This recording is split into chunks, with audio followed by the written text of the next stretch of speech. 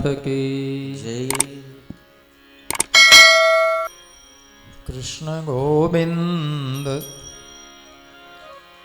गोपाल गाइए रे, भजो राधे गोपाल कृष्ण गाइए। कृष्ण गोविंद गोपाल गाइए रे, भजो राधे गोपाल कृष्ण गाइए। हो गोविंद गोपाल गाइए रे, भजो राधे गोपाल कृष्ण गाइए। कृष्ण गोविंद गोपाल गाइए रे, भजो राधे गोपाल कृष्ण गाइए। हो गोविंद गोविंद गाइए रे, भजो राधे गोपाल कृष्ण गाइए।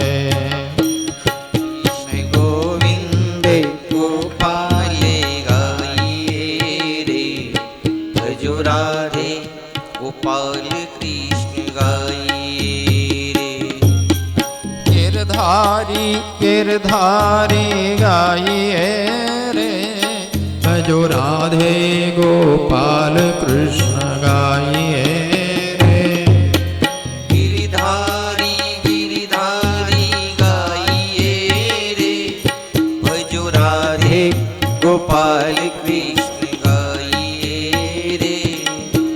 गिरधारी गिरधारी गाइए रे, भजो राधे गोपाल कृष्ण गाइए रे। गिरधारी गिरधारी गाइए रे, भजो राधे गोपाल कृष्ण गाइए। ओ गोविंद गोपाल गाइए रे, भजो राधे गोपाल कृष्ण गाइए। कृष्ण गोविंद गोपाल गाइए रे, भजो राधे गोपाल कृष्ण गाइए। ओ गोविंद गोपाल गाइए रे, भजो राधे गोपाल कृष्ण गाइए। कृष्ण गोविंद गोपाल गाइए रे, भजो राधे गोपाल कृष्ण गाइए रे। मुरली मनोहर गाइए रे, अवनंद के लाल को रिझाइए रे। मुरली मनोहर गाइए रे, अवनंद के लाल को रिझाइए रे। मुरली मनोहर गाइए रे, भवनंद के लाल को रिझाइए रे। मुरली मनोहर गाइए रे, अवनंद के लाल को रिझाइए ओ गोविंद गोपाल गाइए रे, भजो राधे गोपाल कृष्ण गाइए। कृष्ण गोविंद गोपाल गाइए रे, भजो राधे गोपाल कृष्ण गाइए। हो गोविंद गोविंद गाइए रे, भजो राधे गोपाल कृष्ण गाइए। कृष्ण गोविंद गोपाल गाइए रे, भजो राधे गोपाल कृष्ण गाइए रे। गिरधारी गिरधारी गाइए रे, मीरा के नाथ को रिझाइए रे। गिरधारी गिरधारी गाइए रे, माई मीरा के नाथ को रिझाइए रे। गिरधारी गिरधारी गाइए रे भाई मीरा के नाथ को प्रिजाइए रे गिरधारी गिरधारी गाइए रे भाई मीरा के नाथ को रिझाइए हो गोविंद गोपाल गाइए रे जो राधे गोपाल कृष्ण गाइए हे गोविंद गोपाल गाइए रे भजो राधे गोपाल कृष्ण गाइए हो गोविंद गोविंद गाइए रे भजो राधे गोपाल कृष्ण गाइए रे कृष्ण गोविंद गोपाल गाइए रे भजो राधे गोपाल कृष्ण गाइए रे मोरली मनोहर गाइए रे पवनंद के लाल को रिझाइए रे मुरली मनोहर गाइए रे अबनंद के लाल को रिझाइए हे मोरली मनोहर गाइए रे पवनंद के लाल को रिझाइए रे मुरली मनोहर गाइए रे पवनंद के लाल को रिझाइए हो गोविंद गोपाल गाइए रे भजो राधे गोपाल कृष्ण गाइए रे कृष्ण गोविंद गोपाल गाइए रे भजो राधे गोपाल कृष्ण गाइए हो गोविंद गोविंद गाइए रे भजो राधे गोपाल कृष्ण गाइए रे हे कृष्ण गोविंद गोपाल गाइए रे भजो राधे गोपाल कृष्ण गाइए हो गोविंद गोपाल गाइए रे भजो राधे गोपाल कृष्ण गाइए कृष्ण गोविंद गोपाल गाइए रे भजो राधे गोपाल कृष्ण गाइए रे भजो राधे गोपाल कृष्ण गाइए रे भजो राधे गोपाल कृष्ण गाइए हो राधे गोपाल कृष्ण गाइए भजो राधे गोपाल कृष्ण गाइए द्वारिकाधीश की श्री गोवर्धननाथ नाथ की श्री यमुने महारानी की श्री भागवत भगवान की सद्गुरुदेव ओम नमः पार्वती पते हर हर महादेव।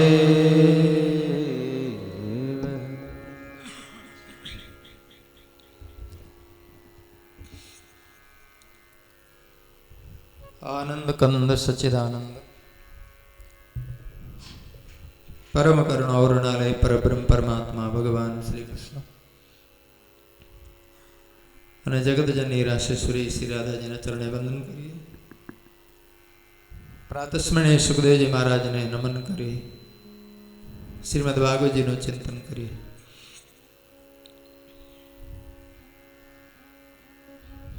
ભાગવતજીના મહાત્મ્યમાં શ્રુતજી મહારાજ કહે છે, ભક્તિ જ્ઞાન અને વૈરાગ્ય વધારનારું છે.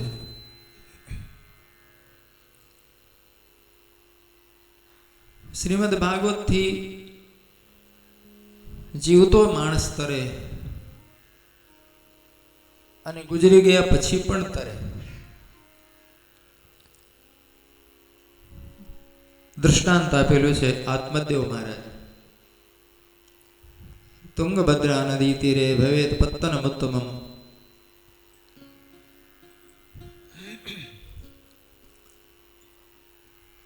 તુંગભદ્રા નદી કાંઠે આત્મદેવ ચિરે છે. પરિચય આપે છે સ્રોત સ્માર્ત કર્મે શુદ્ધતી એવો ભાસ્કર.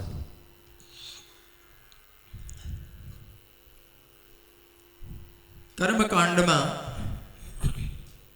વિદ્વતામાં છોડ પકડ કરે છે.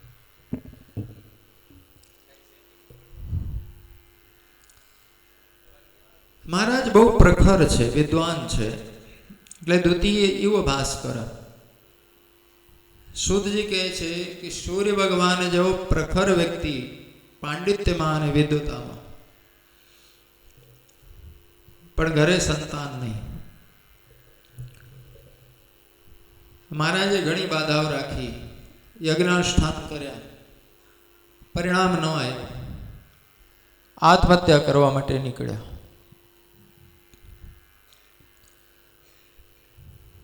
તાલાબ કાંઠે કોઈ સંત મળ્યા. મહારાજ પૂછે છે કે કેમ દુઃખી છો? આપ તો વિદ્વાન છો. આત્મદેવ કહે છે મને સંતાન નથી, હું દુર્ભાગી છું. તો સંત એમને બોધ આપે છે કે સંતાન નથી તો ભવિષ્યની ચિંતા નથી. ભજન કરવાનો સારો અવસર છે. આત્મકલ્યાણ કરો, ભક્તિ કરો. આત્મદેવ ના પાડે છે કે ના, આ મને ગમતું નથી. સંતાન સુખીનો સંન્યાસ શુષ્કે કરસ્તોય સરસો લોકે પુત્ર પૌત્ર સમન્વિત. આ તમારું કોરું કટ સંન્યાસ મને ગમતું નથી. સંસારમાં એ જ માણસ સુખી છે જેના ઘરે દીકરા ને દીકરા હોય. આપ મને પુત્ર આપી શકો તો આપો, નહીં તો હું આત્મહત્યા કરીશ. સંત સમજાવે છે કે તમારા ભાગ્યમાં સંતાન સુખ નથી, છતાં તમે જીદ કરો છો, તો આ ફળ આપું છું, લઈ જાઓ, પત્નીને ખવડાવજો, પુત્ર થશે. પ્રારબ્ધમાં ના હોય તો વસ્તુ સુખ આપે નહીં. ક્યારેક બહુ જીદ કરીએ ભગવાન પાસે કે સદગુરુ પાસે કે સંત પાસે તો આશીર્વાદમાં મળી જાય, પણ પ્રારબ્ધમાં નથી તો એ સુખ નહીં આપે. ક્યારેક ક્યારેક ઊંધું થશે, દુઃખ આપશે. મહારાજ ફળ ઘર લઈ આવ્યા. પોતાની પત્ની ધુંધલી દેવીને કહે છે આ ફળ ખાઈ જાઓ. ધુંધલીના વિચારો ઊંધા. પોતાની બહેન આવીને બહેનને રડતા રડતા કીધું કે મારે છોકરો બોકરો જોઈતો નથી, આ ક્યાંથી ફળ લઈને મને મુસીબત કરી દીધી. સંતાન થયા પછી કેટલી હું હેરાન થઉં. ભાઈ છોકરાનો ઉછેર એમને એમ થાય. એમાં હું કદાચ ગર્ભાવસ્થામાં માંદી પડું તો મારી નણંદ બધું ઉપાડી જાય.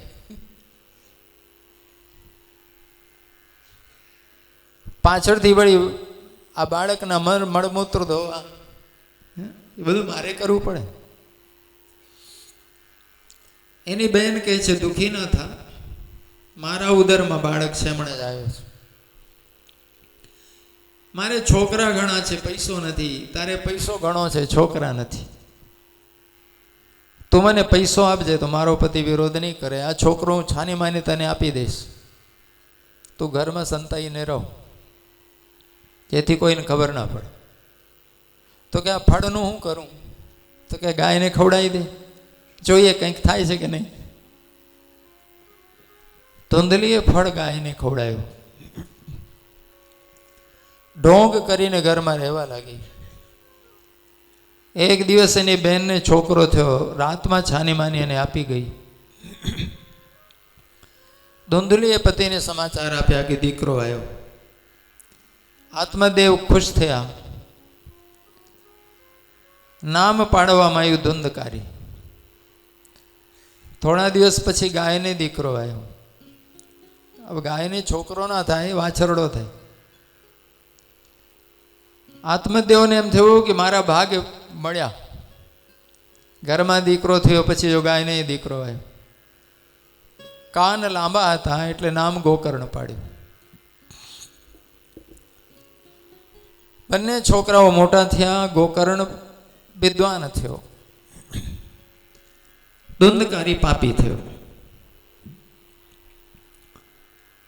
જુગારમાં, દારૂમાં અને દુષ્કર્મમાં બાપના બધા પૈસા વેડફી નાખ્યા. હવે હાથમાં પૈસા ન હોય તો બાપાને મારે કે પૈસા કાઢો. લાતે લાત મારે કે તમે દાટી રાખ્યું છે ત્યાંથી કાઢીને આપો. તો બાપ રડે લાત ખાઈ ખાઈને. ગોકર્ણ એક દિવસ સમજાવે છે પોતાના બાપાને કે છોકરાઓ નતા તોય તમે રડતા હતા, અને હવે ઘરે 2 છોકરાઓ છે તો એ રડવા જ બેઠા છો. સંતાનમાં બહુ સુખ છે એવું માનતા હતા, તે જોઈ લીધું ને.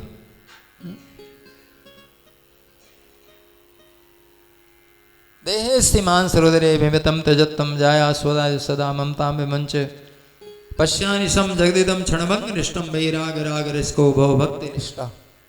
ગોકર્ણજી બહુ સરસ વાત કરે છે. દેહેસ્થી માંસ રુદરે વિમિતમ તજત્તમ. પિતાજી, તમારી મમતા દેહમાં, ગેહમાં અને સંતાનમાં છે. એ મમતા દુઃખ દે છે, છોકરો દુઃખ નથી દેતો. આજે તમે કહો છો છોકરો દગો દઈ ગયો, ખોટો પાક્યો, કાલે શરીર દગો દેશે. આપણા કયામાં છે ખરું? આજે શરીર સાજો છે, કાલે ગરડો થશે અને માદો થશે. બોલો, આપણા કયામાં ખરો? જે શરીરનું જુવાનીમાં અમે બહુ ભરોસો કરેલો અને બહુ ઠસ્સો દેખાડેલો, ફટ લઈને કોકને ધમકી આપીએ કે મને ઓળખો છો,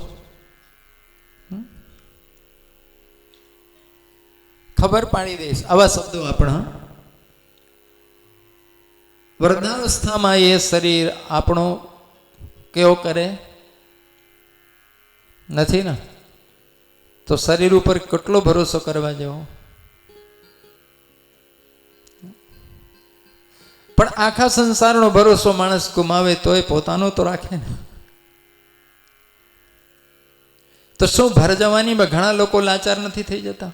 જો ભર જવાનીમાં અટેક આવે, ભર જવાનીમાં હેમરેજ થાય, ભર જવાનીમાં લકવો પડે.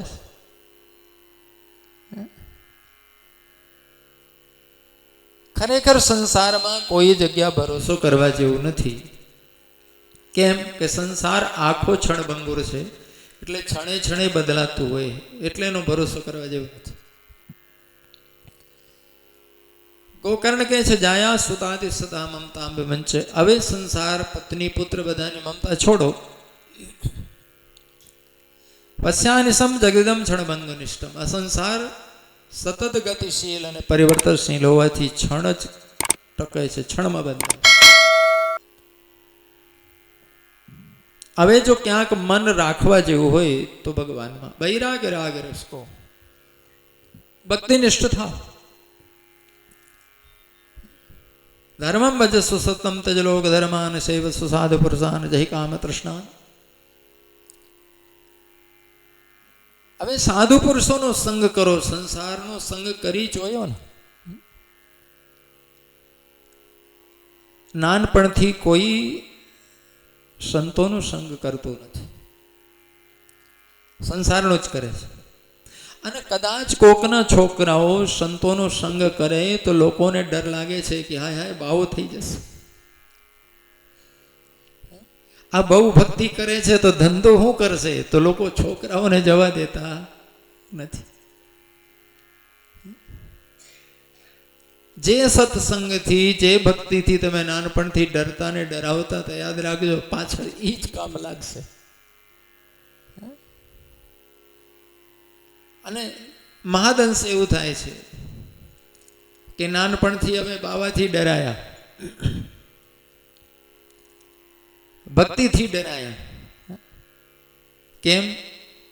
ધંધો કરાવવો છે, કમાણી કરવી છે. અમે સંસારથી ન ડરાયા, અને છેલ્લે સંસાર જ એને ડરાવે છે. પાછલી અવસ્થામાં છોકરાઓ ધમકાવે. હવે ઘરની આબરૂ કોઈને કહેવા જઈએ તોય ખોટું પડે, તો ના રહેવાય કે ન સહેવાય. અને શરીરે લાચાર બનાવી દે. એ વખતે કોણ કામ લાગે? કે ભગવાન. અને ત્યાં સુધી જે આપણી ટેવ બગડી હોય, અહંતા અને મમતાની ગ્રંથિ એટલી મજબૂત થઈ ગઈ હોય 30-40 વર્ષના અભ્યાસથી, તો વૃદ્ધાવસ્થામાં અચાનક વળી શકાતું નથી. ગોકર્ણ હવે ટકોર કરે છે આત્મદેવને. અન્યાસ દોષ ગુણ ચિંતન માસ મુક્ત વિષ્ણુ કથા રસમહો નિતરામ પીબત્વમ. હજી સુધી તમે બીજાને દોષ દેતા રહ્યા, અને હજી એમ કહો છો છોકરો ખરાબ નીકળ્યો, પત્ની છેતરી ગઈ. પણ હવે બીજાના દોષ જોવાનું બંધ કરો. અમારી એક જિંદગીમાં ટેવ પડી જતી હોય છે કે દરેક બાબતમાં અમે બીજાને દોષ દઈએ. ફલાણા એવું કર્યું, આના લીધે એમ થયું, આ સારો ન નીકળ્યો, આ દગો દઈ ગયો. લ્યો, અહીં ગોકર્ણ કહે છે અન્યાસ દોષ ગુણ ચિંતન. બીજાના દોષ પણ ન જુઓ અને ગુણ પણ ન જુઓ. કેમ કે બીજાના ગુણ જોશો તો પાછો મમતા જાગશે, મોહ જાગશે, આકર્ષણ પેદા થશે. અને બીજાના દોષ જોશો તો ધૃણા પેદા થશે. અને જ્યાં સુધી હૃદયમાં રાગદ્વેષનો ચક્કર ચાલે છે ત્યાં સુધી ભક્તિ થતી નથી. તો જો ખરેખર જ ભગવાનમાં મન લઈ જવું હોય ને, તો સંસારના રાગદ્વેષથી બંનેથી છૂટવું પડે. વિષ્ણુ કથા રસમહો નિતરામ પીબત્વમ. હવે જો સંસારના રાગદ્વેષથી છૂટવું હોય તો શું કરવું? તો કે વિષ્ણુ કથા રસમહો નિતરામ પીબત્વમ. આ એક રસ્તો છે. હવે નિત્ય નિયમ કરીને ભગવાનની લીલાનો રસ પીવાનું શરૂ કરો. સંસારનું બહુ સાંભળ્યું, લોકો સંસારમાં બહુ રસ લે.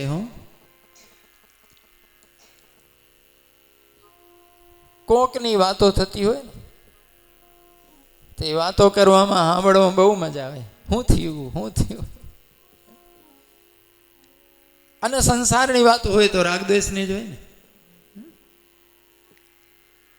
અહીં શું કહે છે સુધજી? વિષ્ણુ કથા રસમહો નિતરામ પીબત્વમ. ભગવાનની કથામાં રસ લેવો ને એ રસ નિત્ય પીવો. અમે રોજે રોજ પિક્ચર જોવા બેસીએ, સિરિયલ જોવા બેસીએ, ન્યૂઝ પેપર જોવા બેસીએ, એમાં પારકી પંચાયત સિવાય શું હોય?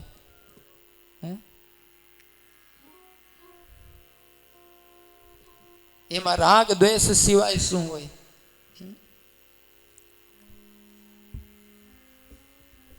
એક યહૂદી ધર્મગુરુ એવો બોલેલા ઘણા વર્ષો पहला कि संसार में दो किताबें हैं, एक भगवान की किताब, एक शैतान की किताब. कि मैं दोनों पढ़ता हूं. લોકોને નવી લાગી કે ભગવાનની કિતાબો તો ઘણી છે, પણ શૈતાનનું પુસ્તક કયું? જો વેદ છે, શાસ્ત્ર છે, આ પુરાણો છે, ગીતા છે, કુરાન, બાઇબલ, આ ભગવાનના પુસ્તકો. શૈતાનના? તો યહૂદી ધર્મગુરુ કહે છે શૈતાનનું પુસ્તક રોજનું ન્યૂઝ પેપર અને ટીવી. શું કહે છે? આ શૈતાનના પુસ્તકો. આખી દુનિયામાં ક્યાં ખોટું થયું એ બધું ભેગું કરીને એક સાથે પરસાય કે નહીં? બોલો, સોગંદ ખાઈને કે હારા સમાચાર હોય છે? સમાચાર શબ્દનો જ અર્થ હોય છે આખી દુનિયાનો ઉકરડો. બીજું શું હોય? ક્યાં લૂંટ થઈ, ક્યાં ચોરી થઈ, ક્યાં હત્યા થઈ, ક્યાં બળાત્કાર થયું, ક્યાં ભ્રષ્ટાચાર થયું, ક્યાં રિશ્વતમાં પકડાયા, કોને મારી નાખ્યું, ક્યાં એક્સિડન્ટો થયા. બોલો, હવે એમાં હું બાંચવું? પછી એનું વિશ્લેષણ કરવા બેસું, પછી એની ચર્ચાઓ ચાલે. સિવાય રાગ દ્વેષ બીજું કંઈ હોતું નથી. અહીં કહે છે વિષ્ણુ કથા રસમ હો નિતરામ પીવત્વમ. આ બધું છોડી અન્યાસ દોષ ગુણ ચિંતનમાં સુમુક્ત, બીજાના દોષ અને ગુણો છોડીને ભગવાનની લીલામાં નિત્ય રસ લેવો. આત્મદેવને હવે વાત સમજાણી કે આજ સાચું છે. ઘર છોડીને નીકળી ગયા, ભાગવતજીની કથા સાંભળી, નિત્ય પાઠ કરે છે દસમ સ્કંદનું. અંતે શરીર છૂટ્યું તો ભગવાનનું વિમાન તેડવાયું અને ભગવાનના ધામમાં ગયા. શ્રુતજી કહે છે પિતર ઉપર તેને જનની તાળતા સમ. બાપાના ગયા પછી ધુંધકારી માને મારે છે લાતે લાત કે ક્યાં દાટ્યું છે કાઢ. ધુંધુલી આત્મહત્યા કરીને મરી. ધુંધકારી બિંદાસ થયો, 5 ગણિકાઓ ઘરે લઈને રાખી.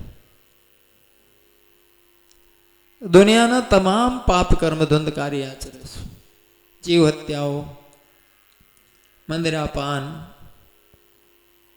આ ગણિકાઓ ભેગી રાખવી, ચોરી, લૂંટફાટ, હત્યા. એક દિવસ રાજાના ખજાનામાં ચોરી કરીને લઈ આવ્યો. ગણિકાઓ બહુ ડરી ગઈ કે જે દિવસ પકડાશે તે દિવસ રાજા એની સાથે સાથે અમને ફાંસી લટકાડશે, અમે ભેગી રહીએ છીએ. આ ક્યાં સુધી બચશે? કોક દી તો પકડાવાનો જ છે ને. એના કરતાં આપણે જ મારી નાખીએ અને ધન લઈને બીજા દેશમાં ભાગી જઈએ તો સુખી થશું. રાત્રિમાં સૂતો તો ગણિકાઓએ ફાંસો લગાવ્યો, ગળામાં દોરી બાંધીને ખેંચી. નહોતો મરતો તો સળગતા અંગારા મોઢામાં ઠાલવાય, જીવતો હળગાયો. તપ્તાંગાર સમૂહાશે તન્મુખે. મોઢું આખું સળગ્યું અને તડપીને મરી ગયો. તો ઘરમાં ખાડો કરીને દાટી દીધો. ગણિકાઓ ધન લઈને ભાગી ગઈ. ગોકર્ણજી તીર્થયાત્રા કરવા માટે નીકળ્યા હતા તો એમને રસ્તામાં ક્યાંક સમાચાર મળ્યા કે મારા ભાઈની હત્યા થઈ ગઈ. ગોકર્ણ ગયાજી જઈને પિંડદાન, શ્રાદ્ધ અને પિતૃ તર્પણ કરીને પાછા આવ્યા. ઘરમાં રાત્રિમાં સૂતા હતા. ધુંધકારી ભયંકર પ્રેત થયેલો ક્વચિતક નહીં ક્વચિતેન્દ્ર, ક્યારેક રાજાના રૂપમાં દેખાય, ક્યારેક અગ્નિનો ભડકો થાય, ક્યારેક પાડો બની જાય. ગોકર્ણજી પૂછે છે કે ભાઈ કોણ છે તું?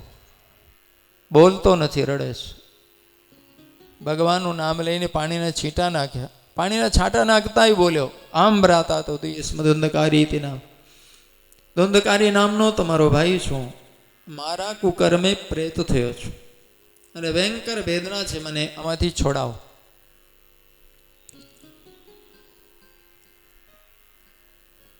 પ્રેતાત્મા થયા પછી લગભગ 1000 વર્ષ સુધી પ્રેતોની માં રહેવું પડે છે. જો કોઈ સ્વજનો તર્પણ કરે, નારાયણ બલી કે શ્રાદ્ધ કરે, કરાવે કે ભાગવતજી એમની પાછળ બેસાડે તો તરે, નહીં તો 1000 વર્ષ સુધી પ્રેતાત્મા થઈને ભટકે. સૂક્ષ્મ શરીર હોય પ્રેતાત્માનું અને સૂક્ષ્મ શરીરમાં ભયંકર વેદના હોય. ઘણી વાર લોકો તર્ક કરે છે કે આ શરીર તો અહીંયા જ બળી ગયું હોય તો તમામ પીડા તો શરીરમાં થાય છે. શરીર જ ન હોય તો પીડા શાની? માણસ પાસે 3 પ્રકારના શરીર હોય છે. એક સ્થૂળ શરીર જે બધાને દેખાય છે. એક સૂક્ષ્મ શરીર જે આ આંખે દેખાતું નથી પણ હોય છે. ત્રીજું કારણ શરીર. આપણા શાસ્ત્રોએ આ 3 શરીર બતાવ્યા છે અને હવે વિજ્ઞાન પણ આ 3 શરીર વિશે ઘણી રિસર્ચ કરીને સ્વીકાર્યું છે કે હા 3 શરીર હશે. આપણે જેને શાસ્ત્રની ભાષામાં સૂક્ષ્મ શરીર કહીએ છીએ, વિજ્ઞાન એને એનર્જી બોડી કહે છે. એ શરીર ખાલી વિદ્યુત તરંગોનું હોય છે, એમાં પંચભૂત નથી હોતા. સ્વપ્નમાં જે શરીરથી તમે જાઓ છો એ શરીર સૂક્ષ્મ શરીર કહેવાય.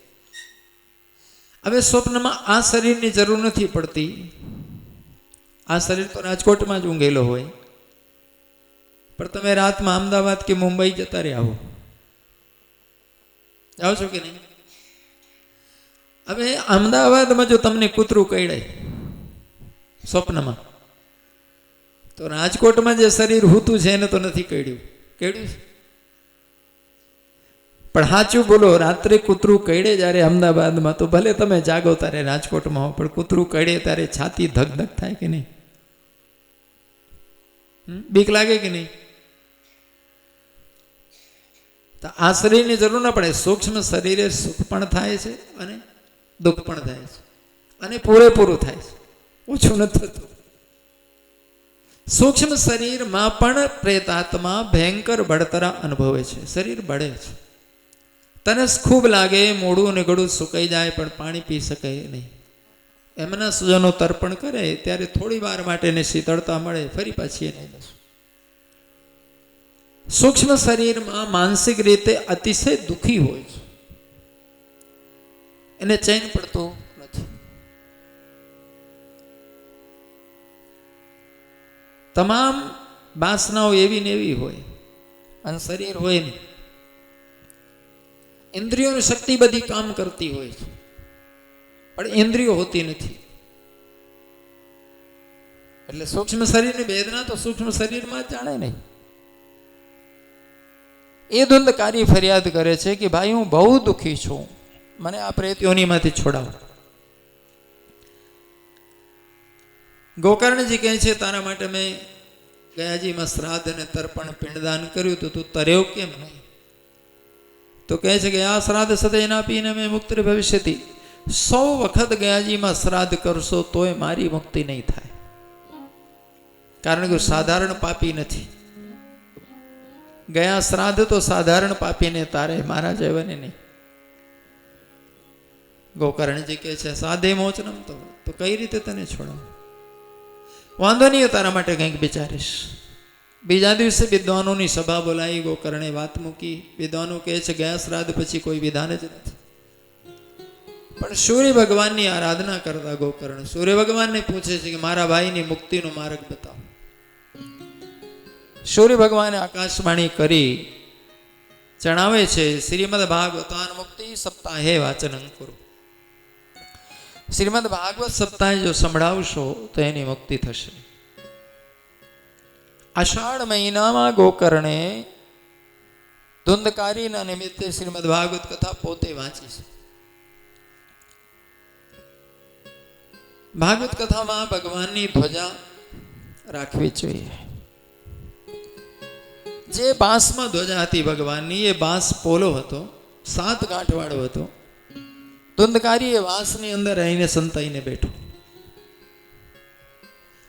પિતૃઓના નિમિત્તે જ્યારે કથા થાય તો પિતૃનું આવાહન કરે છે.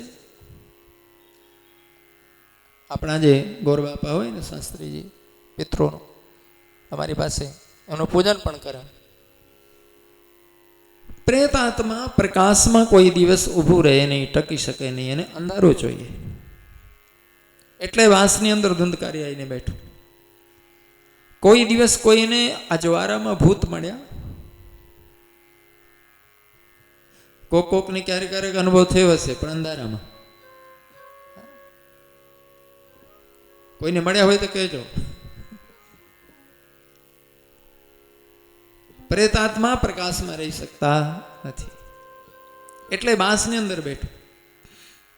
7 દિવસ એક આસને, એટલે એ બાંસ છોડીને ક્યાં ગયો નથી. અંદર ને અંદર 7 દિવસ એક જ જગ્યાએ બેઠો રહ્યો, એકાગ્ર ચિત્તે સાંભળ્યું. તો રોજ રોજ એક એક ગાંઠ તૂટી અને 7મા દિવસે બાંસમાંથી દેવ થઈને પ્રગટ્યો, પ્રેત થઈને નહીં. ભાગવતજીને પ્રણામ કરીને રડ્યો છે ધુંધકારી. ધન્યા ભાગવતી વાર્તા પ્રેત પીડા વિનાશની. ધન્ય છો શ્રીમદ ભાગવતજી, મને પ્રેતયોનીમાંથી છોડાયું.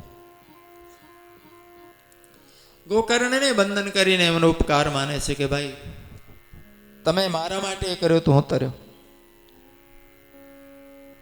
શ્રુતજી મહારાજ કહે છે શ્રીમદ ભાગવત કથા જીવતાને તારે છે અને મર્યા પછી પ્રેતાત્માને પણ તારે છે. એટલે જીવે પોતાના વડીલો અથવા પોતાનું કલ્યાણ કરવા માટે ચોક્કસ શ્રીમદ ભાગવતનું એકાગ્રતાથી શ્રવણ, મનન અને ચિંતન કરવું.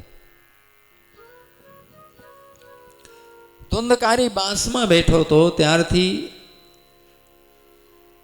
આ પ્રથા ચાલુ થઈ ગઈ કે પિતૃઓના નિમિત્તે કથા હોય તો બાંસ ચોક્કસ રોકો.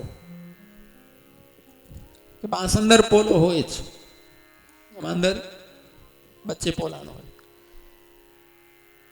કદાચ કોઈ અમારા વડીલોમાંથી આ રીતે પ્રેતાત્મા તરીકે વાતાવરણમાં હોય તો એમને ત્યાં જગ્યા મળી જાય. એટલે વાંસનો રિવાજ. ભગવાનની ધ્વજા ચોક્કસ લગાવી, કારણ કે ભગવાનની તમે સ્થાપના કરો 7 દિવસ માટે તો ભગવાનની ધ્વજા તો હોવી જોઈએ. કોઈ પણ દેશનો વડાપ્રધાન કે રાષ્ટ્રપતિ ગમે ત્યાં જાય ને પ્રવાસમાં, તો જ્યાં એમનો ઉતારો હોય ત્યાં દેશનો રાષ્ટ્રધ્વજ ફરકતો હોય. ફરકે કે નહીં? તો નાનકડા રજવાડાઓના જો ધ્વજા હોય, એમનો જ્યાં ઉતારો હોય, તો આખી દુનિયાના માલિકની ધ્વજા ન હોવી જોઈએ. એટલે શ્રીમદ ભાગવત સપ્તાહમાં ચોક્કસ ભગવાનની ધ્વજાઓ લગાડવી જોઈએ. બંને કામ થાય. બાંસમાં ધ્વજા હોય એટલે એવા કોઈ જીવો સ્થાન લેવા માંગતા હોય તો મને જગ્યા મળી જાય.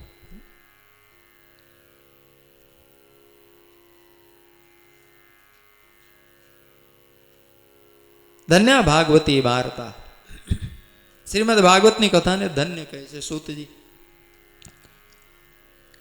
તો આ મહાત્મ્યથી સૂતજી બતાવવા માંગે છે કે જેમને પણ આત્મકલ્યાણ કરવાનો ભાવ હોય, જેમને એવું છે કે મારે ભવસાગર તરવું છે, કે કોઈ મારા સ્વજનોને તારવું છે, અને અવશ્ય મેં એવું ભાગવત સાંભળવી. ભાગવત કરવાની વિધિ શું? આ ભાગવત કથા નૈમિષારણ્ય તીર્થમાં થયેલી. સૂતજી મહારાજે કથા સંભળાવેલી અને સાંભળનાર 88,000 બધા ઋષિઓ, મુનિઓ, સંતો હતા. અને નૈમિષારણ્યમાં તો 1000 વર્ષ સુધી કથા ચાલતી રહી. આ 7 દિવસનો રિવાજ કેમ પડ્યો? પરીક્ષિતજીને 7 જ દિવસ જીવવાનું હતું એટલે. હવે સુખદેવજી જો બચ્ચે પૂરી કરીને જતા રહે તો પાછા પરીક્ષિત એકલા પડે, એટલે મને મરણના વિચારો આવે. અને 7 દિવસ પછી કથા લંબાવી હોય તો પરીક્ષિત હાજર નથી તો કોના માટે લંબાવી? એટલે 7 દિવસનો સપ્તાહનો એ રિવાજ, એ બંધન પડી ગયું. પણ એવું નથી કે 7 જ દિવસ કરું.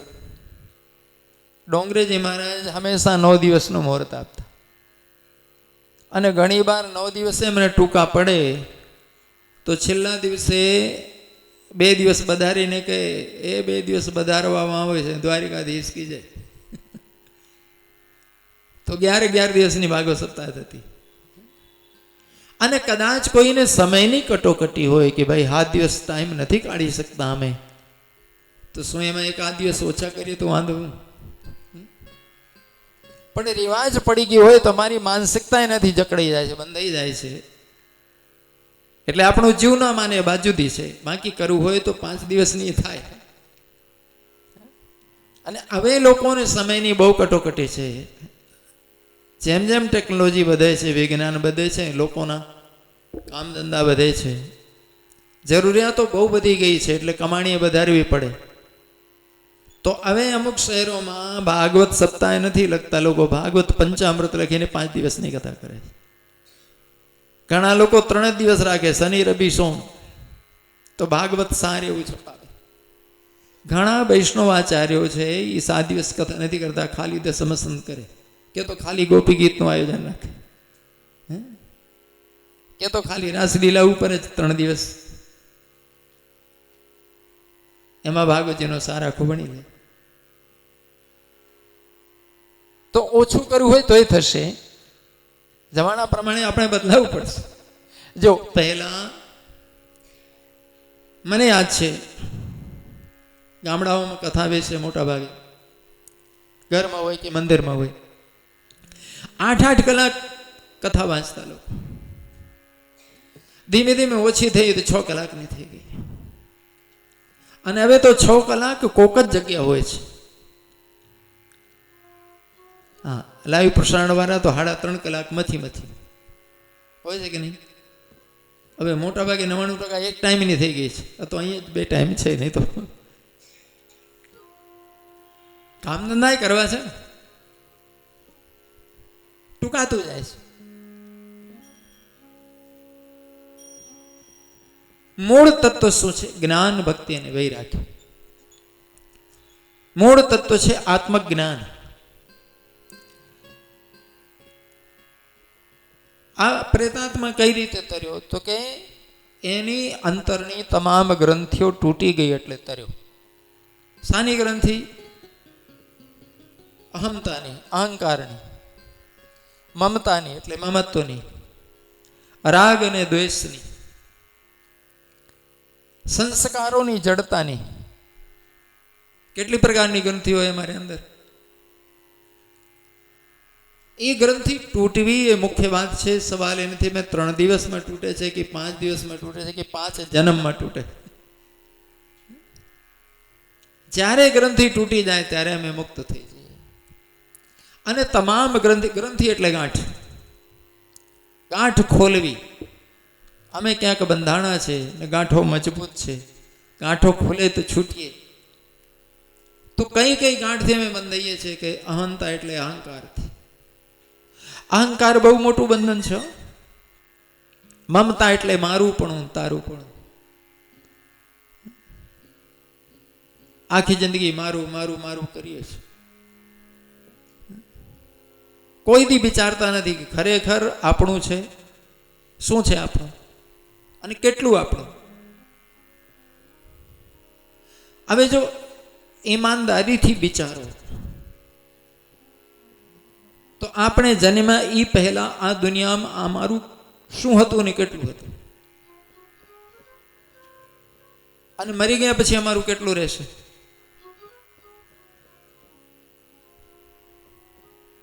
છે કઈ આપણી પાસે? આ આખી દુનિયા આપણા જન્મતા પહેલા પણ આવીને એવી હતી, અને અમારા મરી ગયા પછી એવી ને એવી જ રહેશે. હવે આ દુનિયામાંથી એકેય વસ્તુ અમારી બનાવેલી નથી. છે બનાવેલી? તો અહીંયા પછી અમે મારું મારું કરવા માંડ્યા તો સાચું કેટલું?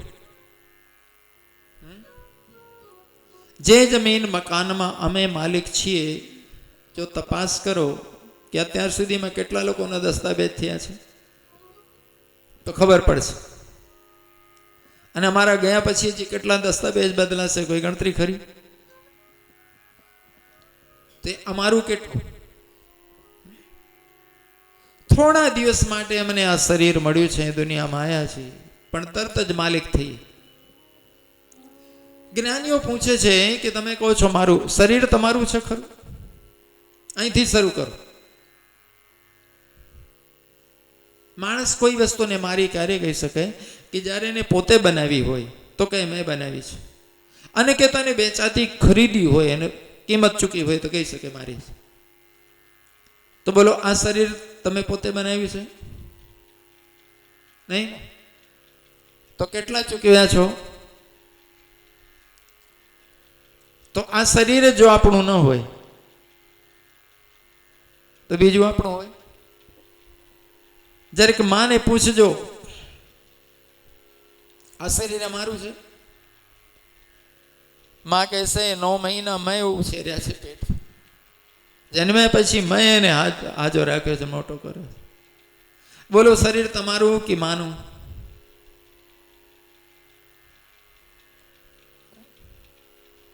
હજી નક્કી કરજો. બાપો કહેશે તો મારા સંતાનો છે. કાલે પરણી જશો તો પત્ની કહેશે મારા છે, પતિ કહેશે મારી છે.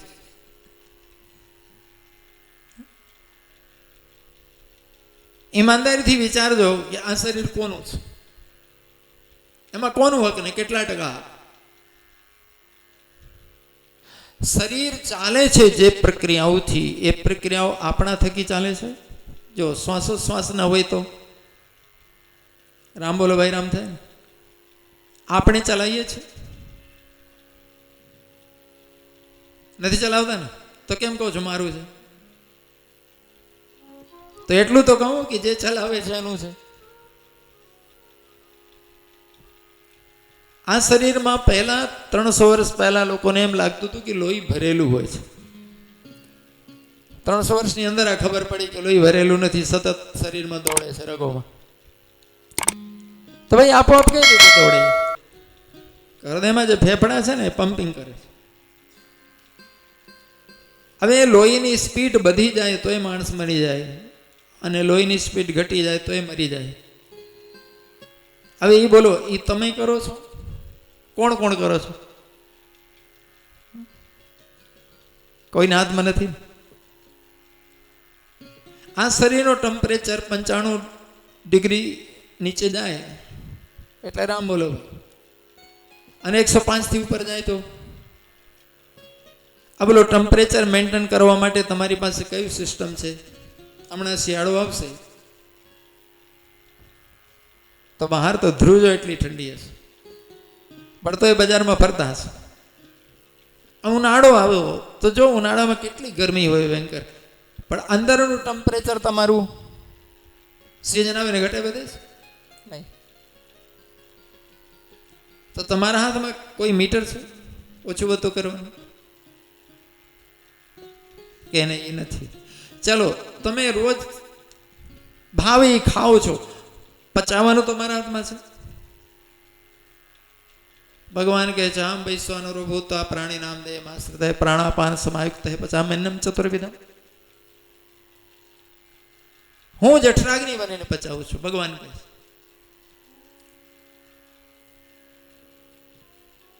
ઘણા બધા સિસ્ટમ એવા છે કે જે માણસના હાથમાં નથી. એ જો 2-4 મિનિટ આગું પાછું થઈ જાય તો માણસ પૂરો થઈ જાય. તમે મજાને 80-90 વર્ષ 100 વર્ષ જીવો છો, ચલાવનાર કોઈક બીજું છે દેખાતું નથી, પણ માણસ અજ્ઞાનતાને લીધે કહે છે મારું મારું ને હું. એટલે તો શાસ્ત્રો આજ્ઞા કરે છે અહંતા અને મમતા છોડો. હવે અહંતાની ને મમતાની ગ્રંથિ તૂટે, એ ગાંઠ છૂટે તો મેળ પડે. નાનપણથી ખૂબ અભ્યાસ કર્યો છે હું ને મારું કરવાનું.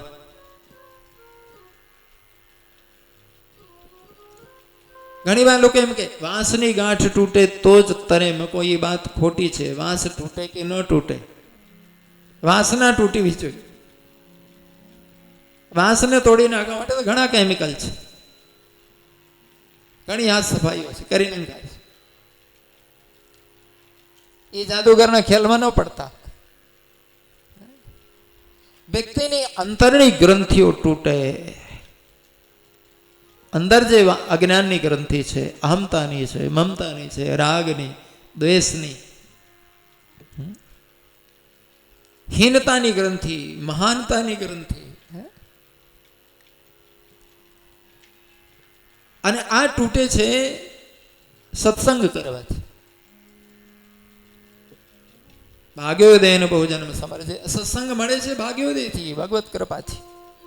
માણસની મહેનતથી, માણસના પુરુષાર્થથી સત્સંગ મળવું સંભવ નથી, ભગવાનની કૃપાથી જ મળે છે. બડે ભાગ પાઈએ સત્સંગ.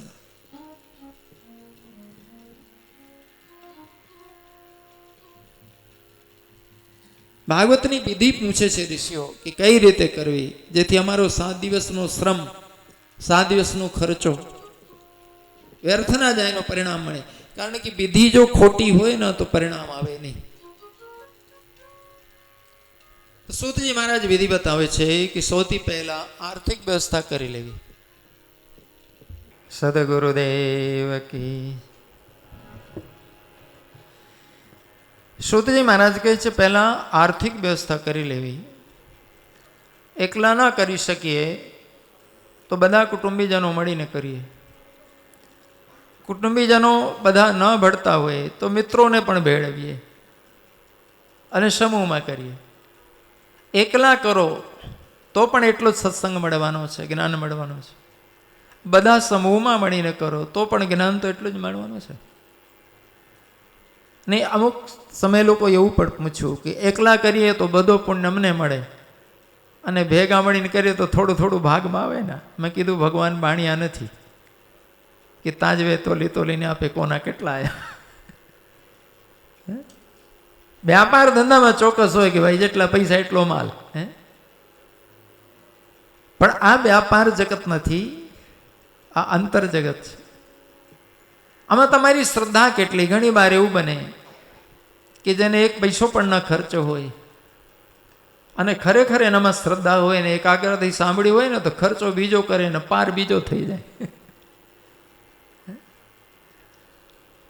સવાલ એ છે કે વ્યક્તિની ગ્રંથિઓ તૂટી, વ્યક્તિની અજ્ઞાનતા દૂર થઈ, અંદર દીવો પ્રગટ્યો.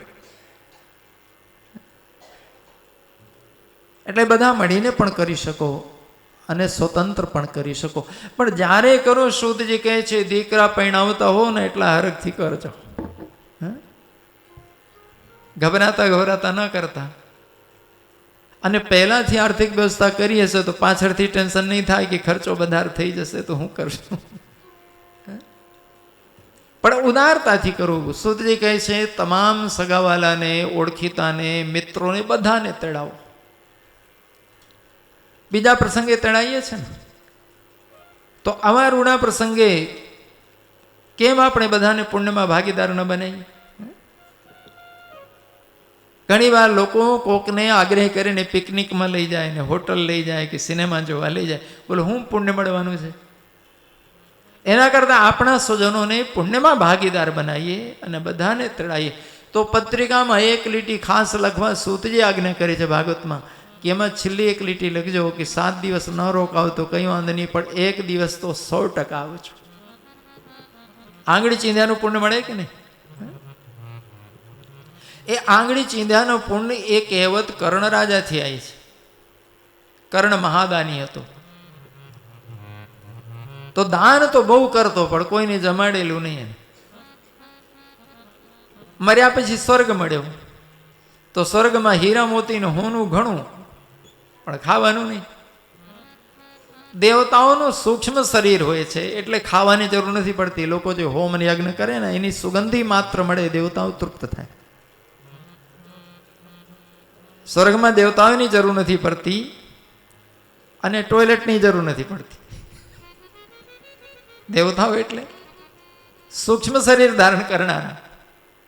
એટલે સૂક્ષ્મ શરીરમાં કોઈ મેલ ના હોય, પરસેવો ના હોય, એમાં ખાવાની જરૂર ના હોય એટલે મળમૂત્ર ન થાય ને. દિવ્ય શરીર માત્ર લોકોની ભાવનાથી અને માત્ર સુગંધથી તૃપ્ત થતા હોય. પણ કર્ણને તૃપ્તિ નથી મળતી. કર્ણને ભૂખ લાગે ને સહન થાય નહીં.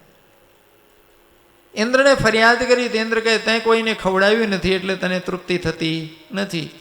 તું તારી આંગળી ચૂસ એટલે તને શાંતિ મળશે. તો કર્ણ મોઢામાં આંગળી ચૂસે તો એને શાંતિ મળે ને આંગળી કાઢી નાખે એટલે પાછી ભૂખ લાગે. હવે બીજા દેવતાઓ એના દાંત કાઢે કે નહીં? નાનું છોકરું અંગૂઠો કે આંગળી ચૂસે તો હારો લાગે, પણ 60 વર્ષના ચૂહે તો હા ઘણા ટેવ પડી ગઈ હોય ને તો નથી છૂટતી. મારા ગામમાં છે 1-2 જણા એટલે મને ખબર. કોકનું જોવે તો મોઢામાંથી કાઢી નાખે, એકલા હોય તો ચાલુ કરી દે. તો કર્ણે ઇન્દ્રને પૂછ્યું કે આંગળી ચૂસતા કેમ મને સંતોષ થાય છે? કે તે ધર્મરાજના યજ્ઞમાં લોકોને રસોડું દેખાડેલું, આમ આંગળી દેખાડીને કે આ બાજુ રસોડું છે એટલે ખવડાયાનું પુણ્ય તારી આંગળીમાં છે. માલ બીજાનો પણ રસોડું દેખાડ્યું ને, ભોજનશાળા દેખાડી એટલે જમાડ્યાનું પુણ્ય આવી ગયું. તો જો કોકના રસોડાની આંગળી દેખાય એને ભૂખ્યાને ભોજનશાળા પહોંચાડીને પુણ્ય મળતું હોય તો બાપ આપણે પોતે ખવડાવીએ તો આપણે આવા સત્કર્મમાં જ્ઞાન યજ્ઞમાં જેટલા આપણા ઓળખીતા હોય, મિત્રો હોય, બધાને તેડાઈએ અને બધાને આ ધર્મ લાભ પુણ્ય લાભ મળે. આપણને આંગળી ચીંધ્યાનું પુણ્ય મળે ને એ લોકો પણ પુણ્યશાળી થાય. ભગવાન કહે છે ને જ્ઞાન યજ્ઞ સૌથી શ્રેષ્ઠ યજ્ઞ. 7 દિવસ સુધી ભગવાનની સ્થાપના કરી, રોજ ભગવાનનું પૂજન કરવું. પણ પૂજનમાં ભગવાનની મૂર્તિ કે ચિત્રપટ હોય તો એને મૂર્તિ કે ચિત્ર નહીં માનવાનું. ભગવાન અણુઅણુમાં સર્વત્ર વ્યાપક હોવાથી ભગવાન સાક્ષાત છબીમાં બિરાજે છે. અને હું જે પણ કંઈક આપું છું, ધરું છું, ભગવાન બધું જોવે છે, સ્વીકારે છે. જો ખરેખર અંતરનો સાચો પ્રેમ હશે તો પત્રમ પુષ્પમ ફલમ તો એમ એ તો નક્કી છે કે પરમાત્મા ત્રૈલોકના માલિક છે, તો આપણે એમની હસ્તી પ્રમાણે તો વૈભવ ના આપી શકીએ, પણ આપણી હસ્તી પ્રમાણે તો આપણે ભેટ ધરી શકીએ ને. સવાલ એ છે ભાવ હોવું જોઈએ. જો વિદુરે ખાલી ભાજી ખવડાવી ભગવાનને, તો દ્વારિકા ભલે હોનાની હોય, વિદુરજીની ઝોપડી તો ઘાસ ફૂસની હતી, એ તો હોનાની નથી ને. પણ વિદુરજીનું હૈયું હોનાનું હતું, બસ એટલે ભાજીમાં ભગવાનને મજા આવી ગઈ. એમ સબરી એ ભલે જાતની ભીલ બચારી, એ ઘાસની ટાપરીમાં રહેતી હતી, પણ હૃદય હોનાનું હતું ને. હવે તમને ખબર હશે કે જંગલના, તમે એ બોર આવે છે ને બજારમાં, સિઝન આવશે, જંગલમાં મળતા બોર તમને ખ્યાલ હશે કંઈ બહુ સારી ક્વોલિટીના નથી હોતા. હા, હમણાં હાઇબ્રિડ બીજ ના હોય છે, એ સરસ હોય છે, મજા. પણ દંડકારણ્ય નિપટ જંગલમાં ત્યાં કોઈ થોડી કઈ હાઇબ્રિડ બોર બાર્યા હતા. પણ એ બોર ખાવામાં પણ ભગવાન રામ બહુ રાજી થયા, બહુ મજા આવી એમ કહીને બખાણ્યા. કેમ? સબરીનું હૈયું હોનાનું હતું. એટલે આપણે જ્યારે ઠાકોરજીની પૂજા કરવા બેસીએ, જ્યારે જ્યારે જે વસ્તુ ધરીએ ભગવાનને, ત્યારે વસ્તુ ઠીક અમારી હસ્તી પ્રમાણે મેલાયા છે, પણ આપ 7 દિવસ મારા મહેમાન થયા છો, મેં આપને તળાવ્યા છે, આપ બિરાજો છો. ચોક્કસ છે હું સેવા પૂરી નહીં કરું, કદાચ આપને થોડું કષ્ટ પડે, ઓછું લાગે, પણ હું તો દાસ છું ને દીન, આપ સ્વીકારજો. તો ભગવાન તમારું પ્રેમ જોઈને બહુ પ્રેમથી સ્વીકારે છે. તો સુતજી મહારાજ કહે છે કે 7 દિવસ ભગવાનની પૂજા સેવામાં જજો, આળસ ના કરતા અને ભાવ ઓછું ના કરતા. ને ઘણી વાર એવું થાય ને કે મોડા આવ્યા હોઈએ અને પછી પૂજામાં ઉતાવળ કરીએ. હવે ઉતાવળ કરીએ એમાં ભાવ કેટલો જળવાય? લાગણીથી થાય. બીજા કામોમાં ઉતાવળ કરીએ, ભગવત સેવામાં ઉતાવળ ના કરીએ. બીજું કે કદાચ આપણે લાંબી પૂજા ન કરી શકતા હોઈએ તો પૂજા થોડી ટૂંકી કરી નાખીએ, પણ ભાવ ઓછો ન થવા દઈએ. જરૂરી નથી કે બહુ લાંબી વિધિ કરાય. જેટલું કરીએ એટલું બહુ ભાવપૂર્ણ હોય, બહુ હૃદયપૂર્ણ હોય, પ્રેમપૂર્ણ. આપણને કંઈ આવડતું નથી, આ બધું કરાવવા માટે આચાર્ય વિદ્વાનો આવે છે, સંતો આવે છે, તો જેમને અમને આ બધું આ શીખવાડ્યું હાથ પકડીને, એ બધાને દેવતુલ્ય સમજીને એમનો આદર અને સત્કાર કરજો. 7 દિવસ કોઈ પણ મહેમાન આવે, અતિથિ આવે, તો જળથી, ફળથી કે ફરાળથી કે ભોજનથી એનું સ્વાગત કરવું. આપણા આંગણે જ્ઞાન યજ્ઞ હોય, બોલાયેલા મહેમાન તો આવશે, ઘણી વાર બોલાયા વગરના લોકો પણ આવી જાય છે. કેમ? એમને સત્સંગમાં બહુ પ્રેમ છે એટલે આવી જાય. આપણને આમંત્રણ નથી એવું માન ના રાખે. નહીં તો માન રાખનાર માણસ આમંત્રણ વગર આવે જ નહીં. પણ ઘણી વાર એવાય ભક્તો હોય કે માન અપમાનની ચિંતા કર્યા વગર આવે, તો એ ભલે આપણી પાસે ભોજન નથી માંગતા, પરાણ નથી માંગતા, પણ જે દરવાજે અતિથિ આવ્યા છે, અતિથિ દેવો ભવ, આપણે સામેથી એમને આગ્રહ કરી એમનું સ્વાગત કરવું. ભગવાન અનંત રૂપોમાં લીલાઓ કરે છે. કયા જાણે કયા વેશમાં ભગવાન પધાર્યા હોય, કેના સ્વરૂપે, કોનો હૃદય એટલો નિર્મળ હોય કે ભગવાન નૈયામાં બિરાજતા હોય અને એ ભક્ત આવી પડે તો આપણા દ્વારે સત્કાર વગર ન જતા રહે. એટલે સુતજી મહારાજ કહે છે કે 7 દિવસ આપણા દ્વારે કોઈ પણ આવે તો દેવતુલ્ય એનો આદર કરજો. 7 દિવસ તમે ઓછું ખાજો, જો ફરાળ કરવાનું લખ્યું છે. શા માટે? ફરાળ એટલે સાત્વિક આહાર. જો તમે રજોગુણી તમોગુણી ભોજન કરશો તો રજોગુણી ભોજન મનને ચંચળ કરે, એકાગ્રતા નહીં થાય, પૂજામાં નહીં થાય, કથામાં નહીં થાય, મન ભટકતું રહેશે. તમોગુણી ભોજન કરવાથી આળસ થાય ને ઊંઘ આવે, તોય તમે પૂજામાં કે કથામાં નહીં બેસી શકો. એટલે સાત્વિક આહાર લેવું, ફરાળ લેવું અથવા જે ભોજન લેવું ઓછું, ભાવે છે ને સ્વાદિષ્ટ છે એટલે એક બધાર ખાઈ જવું એવું ન રાખતા.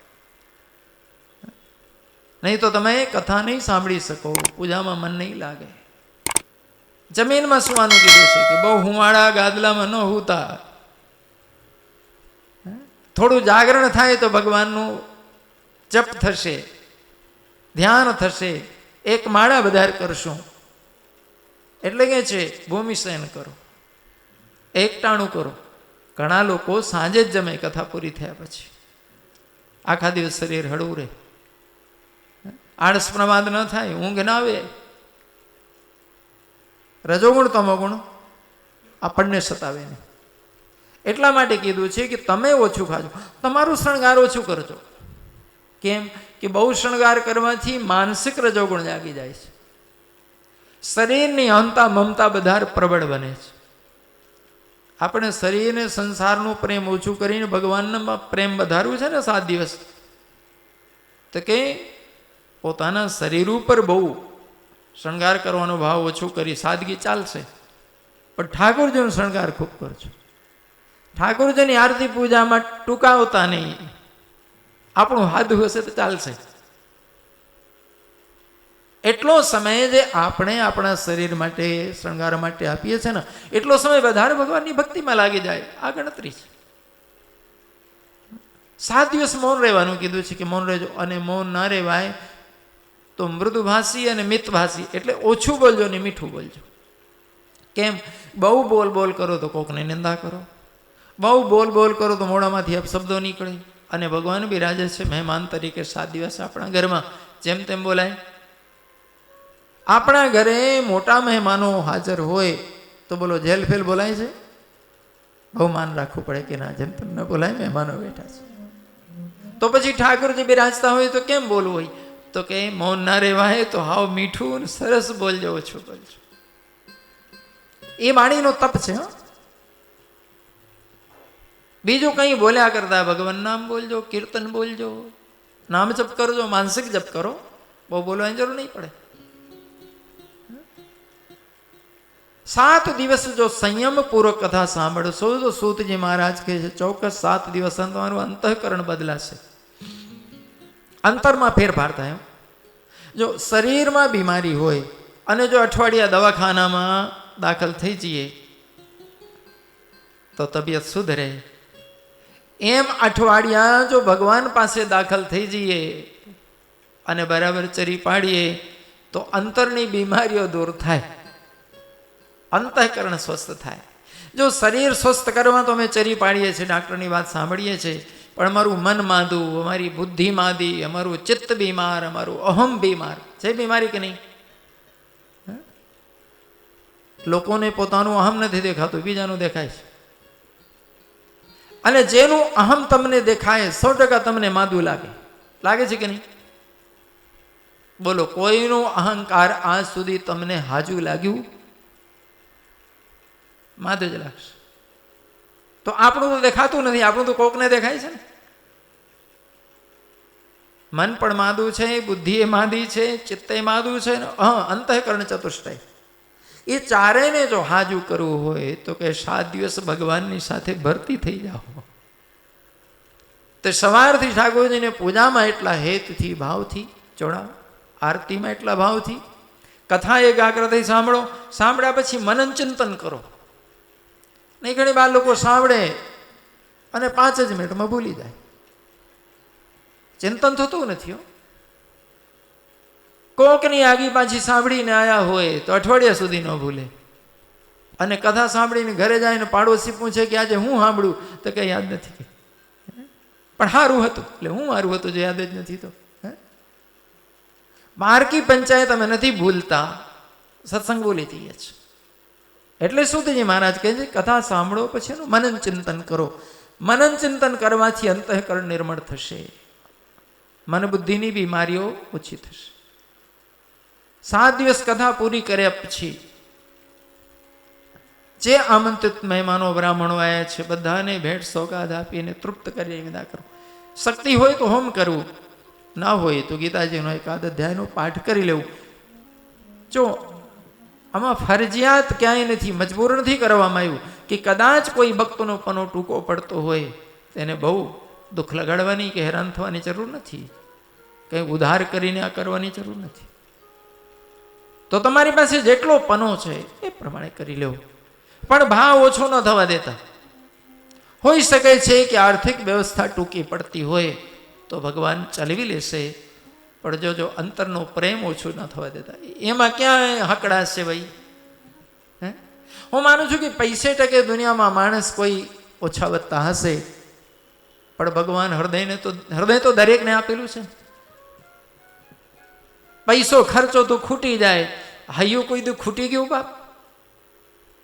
જો હૃદયનું તો ઊંધું છે. પૈસો જો તમે બેફામ ખર્ચો તો કાલે ખાલી થઈ જાઓ, પણ હૃદય તમે જેટલું ખર્ચશો એટલું બચશે. હૃદયનો ગુણ વિપરીત છે. તમે પ્રેમ જેટલું વધારો, જેટલું વાપરતા જાઓ એટલું બધતું જાય. અને જો તમે કોઈને પ્રેમ ના કરો, તમે ભાવમાં લાગણીમાં કંજૂસ થાવ, તો યાદ રાખજો દિવસે દિવસે હૃદય તમારું કઠણ થતું જશે. અને હૃદય જો બરડ થાય, કઠણ થાય તો તમને ખબર છે ને, હાર્ટ એટેક આવી જાય.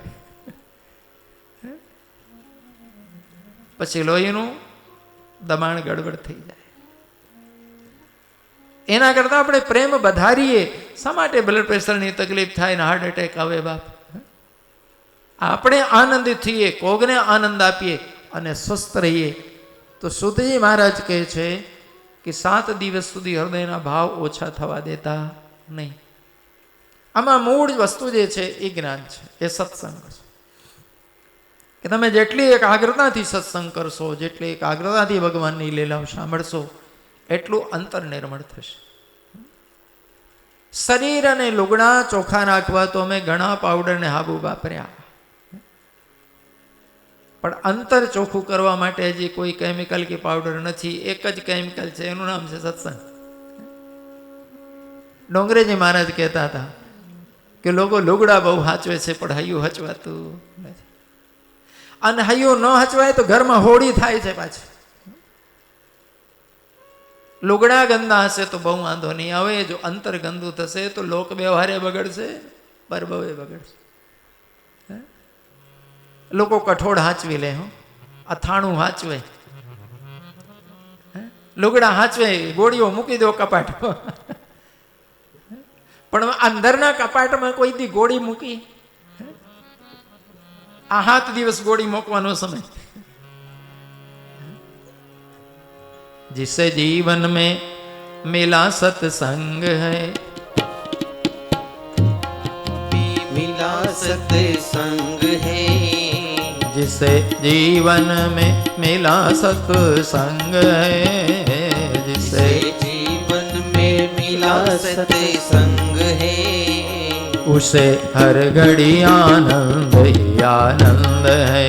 ओ उसे हर घड़ी आनंद ही आनंद है, हो उसे हर घड़ी आनंद ही आनंद है.